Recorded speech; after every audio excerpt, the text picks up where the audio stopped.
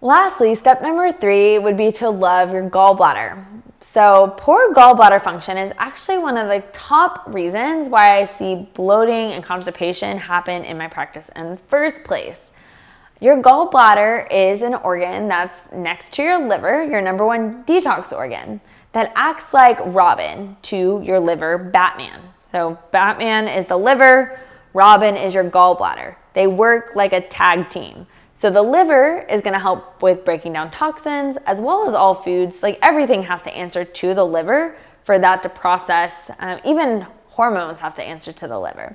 The liver then baton tosses these things, the toxins that were in the moldy environment, for example, or the pesticides that were contaminated on the food source, or nutrients as well, to the gallbladder. And the gallbladder then creates something called bile, which is like a sludge, like gack-like substance that helps your body signal going to the bathroom, go poo. It also helps your body signal digestive enzyme formation. Or where we hit a roadblock is where that gallbladder gets so much sludge in it, it gets so full that it can't eliminate everything. It's just not strong enough to eliminate it all. So it's like a weak muscle that it was at one time able to flex for that 10-pound dumbbell you were curling, but now you're trying to curl 30 and it just can't do it. So we can get it back up in that gallbladder where we're just not detoxing out well and or producing enzymes well, and we're not pooping well, and so everything just gets stalemate.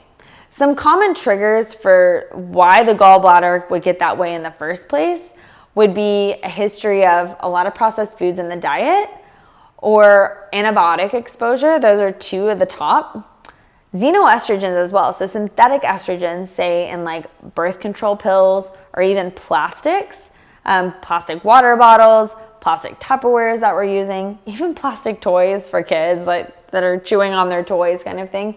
That's an exposure to plastics and toxins in the environment. Also, a history of low-fat dieting can actually contribute to gallbladder sludge as well. This is because your gallbladder is your number one organ for breaking down fatty acids or healthy fats in the diet or poor quality fats in the diet. So if we have a history of low-fat diets and we're not ever flexing the muscle at all of the gallbladder, then it's also going to get sludge-like. And the complete opposite as well. If we're just eating a lot of just really poor quality fat, so a lot of takeout food or a lot of cheesy, greasy pizza or greasy Chinese food, you kind of name it there, the both ends of the spectrum, too low fat or too high fat of a diet is going to cause this gallbladder sludge that this gallbladder just cannot pump out to produce enzymes or help you go number 2. Therefore, it leads to digestive backup and things like SIBO symptomology or fungal overgrowth symptomology are quite common. Lots of bloating, constipation, IBS like symptoms. So what do we do about that? How do we support the gallbladder? How do we know if our gallbladder even needs that? I think most people actually in the modern world can do some gallbladder love and live to tell about it, really benefit from it. So some simple ways to do that would be certain nutrients that we eat. So cholagogue foods are really great for gallbladder health. You could Google that, cholagogue foods. But that would include foods like beets, carrots, fennel, dandelion tea or dandelion greens, celery and celery juice. This is really a big piece of why I think celery juice as a whole has become more popular in the holistic health world. It's really helping your gallbladder. It helps your liver as well, but really helps your gallbladder. Gallbladder sludge or just not feeling like you can go number 2 is also a big reason why people feel like they may need coffee to go to the bathroom, and why a lot of times coffee can trigger you to go to the bathroom. That's because coffee is a natural digestive bitter. So digestive bitters are really helpful for the gallbladder. Everything has a threshold though, so that which is once productive can become counterproductive. So if we're relying on coffee to go to the bathroom, just like some people rely on coffee for energy, that's a sign that your gallbladder is not working well. So coffee can be a good thing, a stimulating thing for the gallbladder.